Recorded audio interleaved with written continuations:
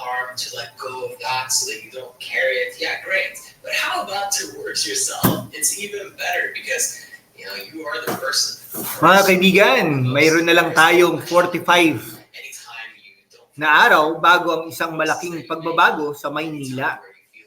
Magandang umaga po sa inyong lahat. Narito ang lahat ng kailangan ninyong malaman tungkol sa plano ni Yorme Isko Moreno para ibalik ang sigla at liwanag ng ating mahal ng lungsod, ang Kapitolyo, ang kabisera ng bansang Pilipinas. Ngayon, ating tatalakayin ang ambisyosong plano ni Yorme Isko Moreno Dumagoso na naglalayong buhayin muli ang Maynila. Dahil nakita naman po natin sa loob ng halos 3 taon ay talaga namang napakadumi at napakadugyot ng lungsod ng Maynila. Sa loob ng 45 na araw, makikita natin ang mga hakbang na gagawin upang maibalik ang dating ganda at kasiglahan ng ating lungsod. Sa video na ito, ating susuriin ang bawat aspeto ng plano mula sa infrastruktura hanggang sa mga programang panlipunan. Sasagutin din natin ang mga posibleng tanong at alalahanin ng publiko. Mga kaibigan ko, mga kababayan ko, huwag kalimutang i-like at i-subscribe para sa higit pang mga update. Mag-iwan din po kayo ng inyong mga komento sa ibaba kung ano ang inyong iniisip tungkol sa mga planong ito. Bago tayo pumunta sa plano, alamin muna natin ang kasalukuyang estado ng Maynila. Sa nakalipas na mga halos 3 taon, katulad ng ating nabanggit, naharap ang lungsod sa mga hamon tulad ng matinding trapiko, polusyon at kakulangan sa infrastruktura. Halimbawa, maraming residente nagrereklamo sa baradong drainage at sira-sirang mga kalsada.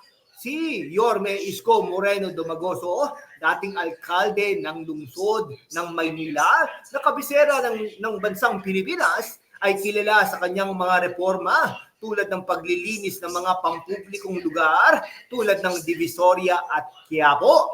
Ang kanyang liderado ay nagdulot ng pag-asa sa maraming Manileño at ngayon ay may malaking plano siyang isasakatuparan.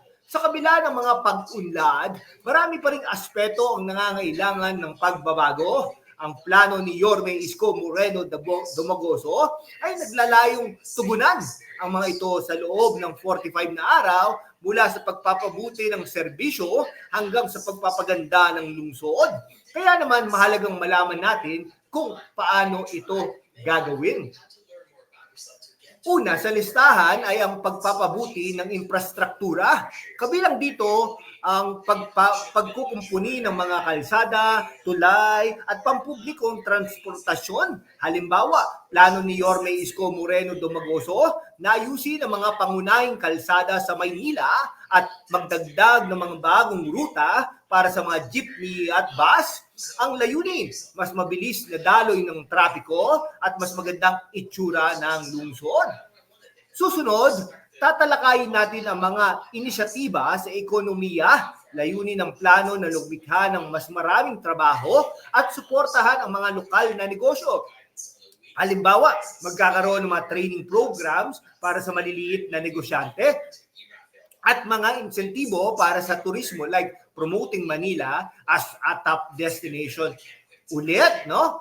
Hindi rin nakalimutan ang mga programang panlipunan. Kabilang dito ang pagpapabuti ng edukasyon, kalusugan at pabahay. Plano ni Yorme Isko Moreno Dumagoso, magtayo ng mas maraming public schools, magbigay ng libreng check-ups at ayusin ang mga informal settler areas para magkaroon ng disenteng tirahan ang mga residente. No?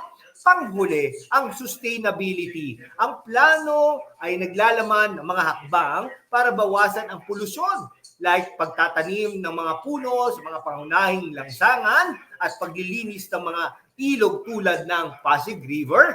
Layunin itong gawing mas malinis at mas ligtas ang Maynila para sa lahat. Ayon sa mga eksperto, mga kaibigan ko, mga kababayan, ang mga ganitong hakbang ay maaaring magdulot ng 20% na pagtaas sa kalidad ng buhay sa loob ng isang taon. Sa ibang lungsod tulad ng Davao, ang parehong estratehiya ay nagpapababa ng polusyon at nagpaunlad ng ekonomiya, kaya't may basihan ang planong ito. No?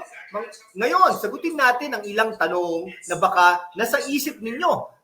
Saan kukunin ang pondo para sa mga proyektong ito? Ayon sa plano, gagamitin ang kombinasyon ng pampublikong budget at suporta mula sa pribadong sektor like partnership with big companies. May mga nag-aalala rin tungkol sa timeline. Kaya bang may isagawa lahat ito sa mga ilang araw lamang? Bagamat ambisyoso, ang plano ay mas malinaw ni schedule, prioritizing quick impact projects muna tulad ng road repairs habang inihanda ang mas malaking plano. Ay nako, sa kabuuan ng plano ni Yorme Isko Moreno Domagoso ay naglalayong ibalik ang sigla at liwanag ng Maynila sa pamamagitan ng pagpapabuti ng infrastruktura, ekonomiya, mga programang panlipunan at kapaligiran. Sa loob ng 45 na araw, sisimulan na ang pagbabagong hinihintay natin. Huwag kalimutang i-like at ang video na ito at i-subscribe sa ating channel, #WalkWithLan, para sa higit pang mga update tungkol sa Maynila at iba pang mahalagang paksa.